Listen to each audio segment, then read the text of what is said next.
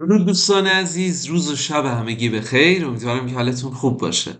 حامد صالحی هستم از مجموعه ویدویچ با جلسه 14 از دوره آموزشی 100 داستان کوتاه آلمانی و امروز جلسه 14 ما که عنوانش هست در آوتو اونفال. اونفال یعنی حادثه، حالا آوتو اونفال یعنی حادثه اتومبیل یا تصادف ماشین. ویا بگینن شروع میکنیم. فقط قبلش بگم که این فایل PDFی که در اینجا داریم برای تدریس استفاده میکنیم رو میتونید از کانال تلگرام با آدرس v_deutsch در واقع دانلود کنید و داشته باشید. Letzten Monat fuhr ich wie jeden Tag mit dem Auto von der Arbeit nach Hause. ببینید ما زمان پرتریتوم یا گذشته ساده رو داریم در اینجا. فاغن گذشته سادش بیقاعده است، اون ریگلمسیشه و میشه فوغن به این صورت و اینا که بیقاعدن رو باید حفظ کنید شما. اوکی؟ میگه در واقع ماه گذشته داشتم مثل هر روز ویدن تاگ با ماشین از سر کار میرفتم خونه. Ich fuhr ganz langsam auf der Landstraße. شتراس خیابون، لندشتراس یعنی خیابون روستایی. میگه من کاملا لنگزام یعنی آهسته توی در واقع خیابون روستایی یا جاده روستایی داشتم میرفتم. پس لنگزام یعنی کند، متضادش هست شنل یعنی سریع. بعد میگه که an einer roten Ampel hielt ich an. anhalten یعنی استوب کردن، نگه داشتن. anhalten. آمپل هم یعنی چراغ قرمز. میگه در یک چراغ قرمز، چراغ راهنمایی قرمز روت، من نگه داشتم، استوب کردم. پس anhalten گذشتهش چی شده؟ بذارید اینم بالا بنویسم واسهتون. anhielten یعنی نشون میده گذشته سادهش بیقاعده است. hielten. Plötzlich gab es keinen Knall. ببینید knall یعنی صدای بلند، صدای انفجار مانند، صدای وحشتناک. میگه یهو صدای عجیب و وحشتناکی اومد، بلندی اومد. Das hintere Auto hat mich angestoßen. در واقع میگه ماشین عقبی هینتر آوتو به من برخورد کرد. sofort stieg ich aus und sah. ببینید ما فعل aussteigen رو داریم. aussteigen یعنی پیاده شدن. میگه بلا فاصله در واقع پیاده شدم و دیدم. بذارینم بنویسم. aussteigen به معنای پیاده شدن، تقیتومشه گذشته ساده شده ausstiegen. اوکی؟ بلا فاصله پیاده شدم. بعد زن هم گذشته سادهش که زاین و دیدم. ولی چی رو دیدی؟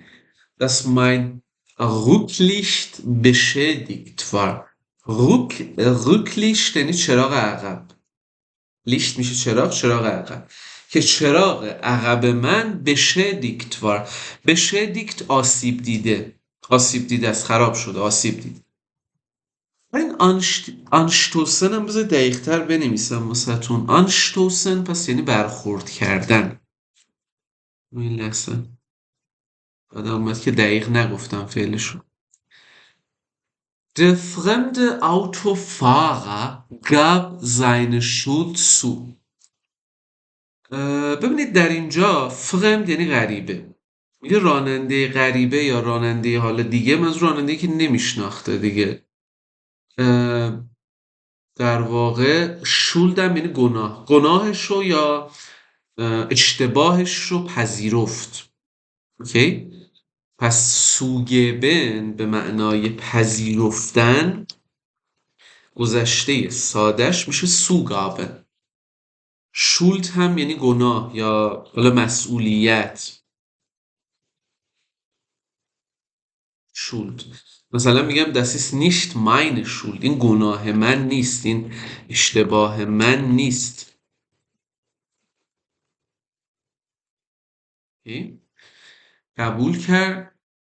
بعدش هم میگه که اون بوت میا گلد آن بیتن یعنی مثلا پیشنهاد دادن، تعارف کردن، و به من خواست پول بده دیگه، بالاخره پول پیشنهاد داد. bot mir 500 € و به من 500 یورو پیشنهاد داد. Ich lehnte ab. ablehnen یعنی رد کردن. ablehnen. ablehnten یعنی رد کردن در گذشته است دیگه، حالت گذشته ساده شه. ماشاءالله همه بجز این که با قاعده است بقیهشون بی قاعده هم بالاییه. و من رد کردم. ablehnen هم جدا شدنیه دیگه. Ich sagte ihm و بهش گفتم ich werde die Polizei rufen. rufen یعنی خبر کردن. میگم من پلیس رو خبر خواهم کرد. sagen هم گذشته ساده چیه؟ sagten. sagten گذشته ساده sagen. اینم با قاعده است.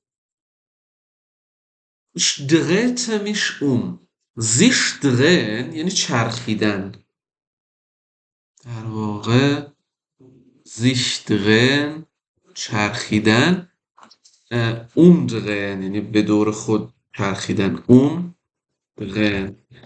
umdrehen چرخیدن. umdrehten گذشتهشه که با قاعده است. میگه من چرخیدم und wollte gerade meine Papiere holen. پاپیر مدارک، کاغذام، مدارکمو بیارم. holen آوردن در اینجا. als plötzlich alles schwarz wurde. زمانی که ناگهان plötzlich همه چیز سیاه شد.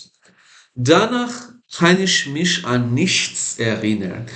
sich erinnern یعنی به یاد آوردن. دیگه بعدش دیگه چیزی رو نمیتونم به یاد بیارم. nichts هیچی. irgendwann wachte ich im Krankenhaus auf. aufwachen بیدار شدن. aufwachen که گذشتش به صورت با قاعده درست شده دیگه. میگه که وقت aufwachten. آره irgendwann هم یه زمانی تو بیمارستان بیدار شدم. der Arzt sagte پزشک گفت man hätte von hinten auf mich gestoßen. که در واقع به من از پشت سر شلیک شده. لیدن. بعد این گشتوسن هم در واقع پرفکت فعل شیتسنه. شیتسن یعنی شلیک کردن، یا مثلا تو فوتبال اینا مثلا شوت کردن. اوکی؟ پس میگه که در واقع از پشت به من شلیک شده. اوکی؟ اینم از این داستان. اما سوالاتش wo hielt ich an. anhalten در واقع گفتیم نگه داشتن. anhielten گذشتهشه. was tat der fremde Autofahrer zuerst. tat گذشته تونه دیگه، انجام دادن. میگه راننده غریبه در ابتدا چه کاری انجام داد. wo wachte ich auf. کجا بیدار شدم. خب یک بارم از رو میخونم واسهتون. der Autounfall Nummer 14. Letzten Monat fuhr ich wie jeden Tag mit dem Auto von der Arbeit nach Hause. Ich fuhr ganz langsam auf der Landstraße. An einer roten Ampel hielt ich an. Plötzlich gab es einen Knall. Das hintere Auto hat mich angestoßen. Sofort stieg ich aus und sah, dass mein Rücklicht beschädigt war.